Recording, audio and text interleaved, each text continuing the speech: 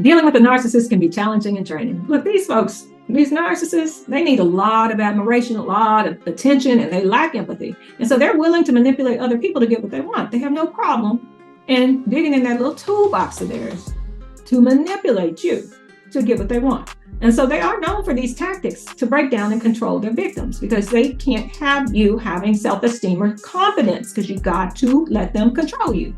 So we need to understand these tactics to better protect ourselves and identify when somebody is being manipulated. So manipulation, it is a form of emotional abuse. I'm going to repeat that again. Emotional abuse that exploits, controls, and influences other people to take advantage of them.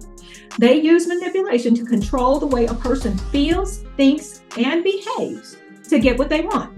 It is common for them to use these tactics. And one of the most common tactics that they use is gaslighting. And that is to change your perception of reality to make you doubt yourself and your own sanity, and to deny things that you know to be true, and to twist events to make themselves look like the victim. And they'll have you questioning your own memory, your own perception, and the narcissist then gains power and control over you. And that is the ultimate goal. So gaslighting, let's look more into this gaslighting. So they really, really, really want you to question yourself, your memory, your trust in yourself, your sanity, your feelings, your own identity. They want to tell you how, who and what you are. Okay. So they'll shape that for you. They'll shape your memory, what you feel about yourself. They'll make you not trust yourself. So they may call you crazy. All right. And that's so that they're instilling doubt in yourself, and you'll question yourself. Like, am I crazy? Why are they saying that? And so they do these little things to you over time to lessen your self-esteem and confidence. So they want you to get to a point where you trust and do what they say without question, giving them ultimate control. They don't want you questioning what they have said, because what they said is what goes. Okay, projection. They will project their own negative traits onto you, making you feel like it's your fault. For example, they are constantly lying, but they may accuse you of being dishonest. They deflect blame, and then they confuse and disorient you. Okay, so it is a psychological defense mechanism where they put their own feelings and characteristics or desires onto another person. So like, for example, they may say you're a prostitute, you're broke, you're homeless, you're this, you're that, you're a drug dealer, you're a drug addict. Turn around and look at them, because that might be what they are. Okay, so a lot of times when they do this projection, it is exactly what and who they are and what they do. But they're putting it off on you because they have shame to it, and they know it's shameful, and they're trying to put it on you. Okay. So they also like to use guilt and pity. This manipulative tactic of guilt. I'm going to give you an example in a minute, but they like it because you'll feel sorry for them. And then if you feel sorry for them, then they can get you to do what they want you to do. So they will play the victim, and they often use their past trauma or hardships to gain sympathy. For example, they might come into a new relationship and say, well, my wife cheated on me. I had to take care of the kids all the time, this, that, and the other. Don't necessarily believe them, okay? Because they're gaining sympathy, all right? So that you're now on their side, and you'll try not to do those things so that you don't upset that person, all right? So manipulator will also use guilt trips to change how the victim feels. So, okay, here's an example. I'm pregnant. And we need to get married because my church won't accept me, if I'm not married. And also, I'm supposed to get an inheritance, and if I'm not married, I'm not eligible for it. Okay. Here's another example. You want to go out with friends, and the narcissist says, well, I'm going to feel sad and lonely. And all these things are for you to feel sorry for them, to feel pity. And so, you either do what they want, or you won't do those things or ask those things in the future without discussing it with them first. Isolation. They want you isolated. Okay, I've experienced this myself. I had a whole group of narcissists that just wanted to push me away. So no one saw me. All right, no one saw who I was. They could just come up with a narrative about me. So they want to isolate you also from your support systems, from your family, from your friends, anyone who may support you. So they're going to criticize your family and friends and discourage you from spending time with them, but they'll also do the same. They're kind of two-faced. So what they'll do is talk about you terribly to your family, friends, or community, so they see you in a bad light, and they won't want to deal with you. So they then have to gain control over you, because you now can't be very independent, and you'll have to be dependent on their validation and support, because they've made it so nobody will trust you, and you will trust nobody. So triangulation is a no. That is when two people disagree and they bring a third person in to sway which side wins. Which side wins. And so you go talk to the third party, tell them the situation, your view of the situation, you bring them in. So it's strategic. You ensure that this is a narcissist. They ensure that their side wins the argument because they have already front-loaded the information to be more favorable toward their side. So this encourages the victim to question the manipulator less frequently to eventually stop questioning them altogether. So they could do this in a community. Tell the community their side of whatever the situation is. Don't give this one single widowed woman any chance to defend herself. And then you have a whole bunch of people thinking one way against one person. All right, that happens. And so that's so that the other person can get their opinion out there first, and people will sway to be on their side without asking questions. So, and also the other person, it gets them to back down because so many people are not on their side.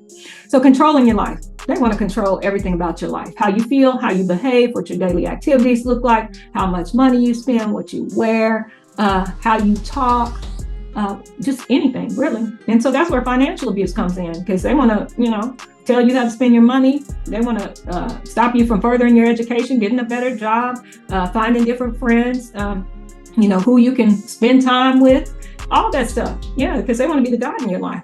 Control every bit of your activities so that you feel like you can't function or make a decision without them. So they are really, trying to make you not be able to do anything. All right. So they also like to generalize.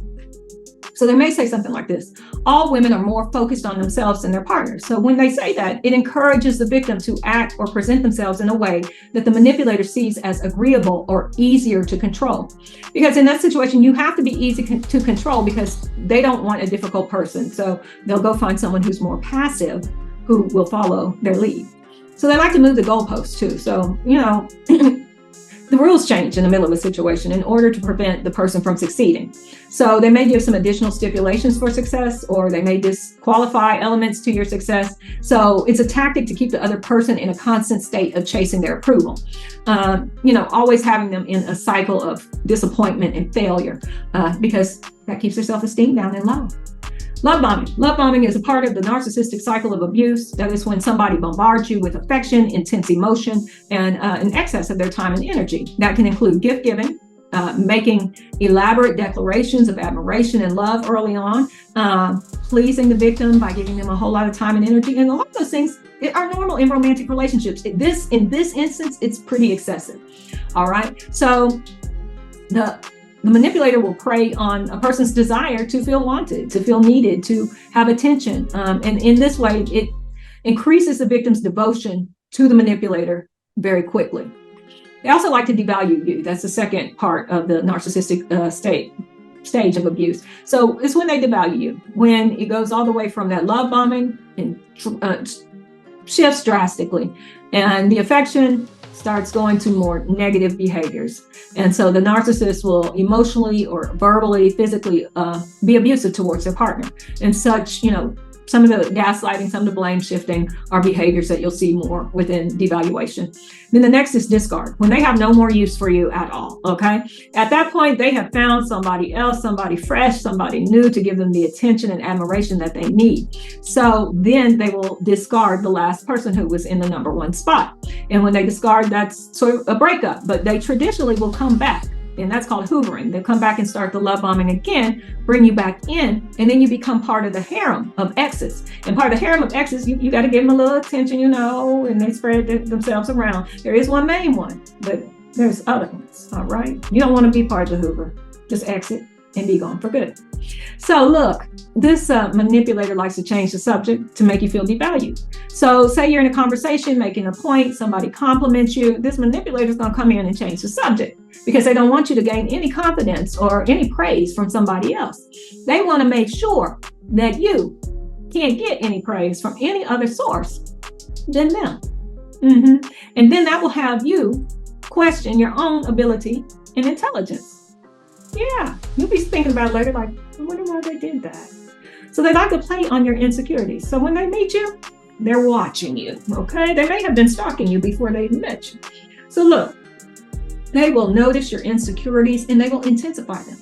Yeah, it's all a technique. And, the ultimate goal is to bring your confidence and your self-esteem down. So what they'll do is target your sense of shame. It's an internalized feeling of inadequacy. So since shame is painful, people will automatically try to avoid it. So you don't want to trigger that. And the manipulator knows that you don't want that in the future. So, if they learn this unique trigger or sensitivity, they will use it against you. Know that, all right? Because they're good at studying and learning exactly what buttons to press to manipulate you. One thing I have learned is please don't share a whole lot personally, because if you have a childhood wound, they are gathering that information to hurt you in the future. So if you have like a selfish parent or self-absorbed parent, then you probably don't want to be selfish when you grow up. It's a childhood wound. So if they accuse you of being selfish, then you're going to try not to be selfish because you don't want to be the way that parent was. And so they're very strategic in the things that they do. Silent treatment. It's normal for us all when we're in arguments to emotionally and verbally shut down, but it's usually not intentional, nor is it strategically placed. So a manipulator will shut down communication as a form of punishment. So it can include withholding affection, any form of communication and intimacy, and it could go on for weeks, months, longer. But that's so that you won't do what you did to make that happen again. It's a form of teaching you. All right, passive aggressiveness. This when someone says or indicates something without actually saying what they mean. It can take forms like sarcasm, pouting, one of those jokes, backhanded compliments. This keeps the victim in a constant pattern of monitoring, guessing, trying to anticipate the manipulator's moods and reactions. So it keeps the power. The manipulator has the power, okay? So the victim doesn't have the time or attention to evaluate their own feelings in the relationship. So they're dismissive a lot of times. Here's an example. Send them a picture, a text, you're on vacation. They don't acknowledge it. That's a way to lessen your self-esteem. So when the victim, may have a valid point in a conversation, somebody might diminish what they're saying so they can maintain control. They may say something like they weren't qualified for a job that they got. What they do is just, make it seem like you're not worthy of being considered. You're unworthy of what you have. So they also like to treat you like a child. So it just basically, that's what they're doing when somebody's talking down to you. And it is a form of gaslighting. And it's specifically geared to the victim, basically letting you know you can't handle something, all right? You don't understand something. So they talk down so that you feel like you're less intelligent, and they have to step in the middle of the task. Because they're capable of doing it, and they have to show you how to do it. All right. So they're acting like you're incapable. Blaming the victim for abuse. Ooh, they don't like to they don't accept responsibility. So they're going to blame you for what they did to you. So if a victim speaks up, like I am doing in the videos that I do, they will, try to say different things, emotional manipulations to try to make you not speak your truth. And they'll, do things to make you not do it again. All right. And they like to use threats and coercion in those cases. Like, for example, on YouTube, if somebody says something you don't like or whatever, they'll, flag it, even though there's nothing wrong with it. They want it taken down. And so they'll threaten to hurt you, harm you, sometimes kill you, or have a group of people come follow you to the store and jump out and jump you, that kind of thing, because they don't like you for whatever reason when they don't even know you, or they don't like the things that you're talking about. They don't like that you have self-esteem or self-confidence. Well, okay, if that's what you must do. Anyway, so you got to have boundaries from these people. All right. They think they have all the power, but you have the power. Okay. You don't give these people the power. They'll do what they can. But when you have to give over the power, all right, don't give it over. They're not smart enough for that. They can't control their own lives, let alone control you. So status games, they like these old secret competitions, which is the most foolish thing I've ever heard of. You're competing with somebody that doesn't know they're in a competition, yet they're watching everything you do. And that is because they need praise and admiration from other people. So they have to uplift themselves by putting other people down to try to make them feel inferior. Now, isn't that some shit?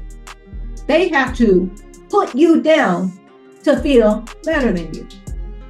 That's a little crazy. I'd work on myself if I were you, and I'd be worrying about what everybody else is doing. Work on your craft, all right? You to highlight your accomplishments and then go belittle somebody else. No, just stick to your accomplishments, all right? Focus on that.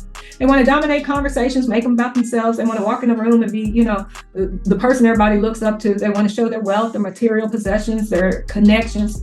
Sometimes they don't even have wealth and they're pretending. They don't have any material possessions, or if they do, they took them from somebody else. Yes, they're comparing their own achievements to somebody else's. They want to be recognized. Yeah. Well, don't let them ruin your self-esteem. They're just doing that because they have none. Okay? They need to build up. We need to build up. Don't let them do that. Okay? Because they're doing it for a reason. They're trying to eat at you. Don't let them eat at you. Okay? Because half time they're not even there. They're not competition. All right? So look, they use these tactics to harm people and to get what they want. You need to understand the tactics, learn to recognize the signs so that you can shield yourself from their karmic, toxic behavior. You got to prioritize yourself. Don't put them in front of you. Self-love, self-care, get support from friends, from family, from professionals when dealing with one of these narcissists, because you need insights, resources, and read up as much as you can so that you know how to respond to these people, okay? For more information on narcissism, please like, subscribe, and comment to our platform, because together we can empower ourselves to break free from the grip of narcissistic manipulations. Thank you.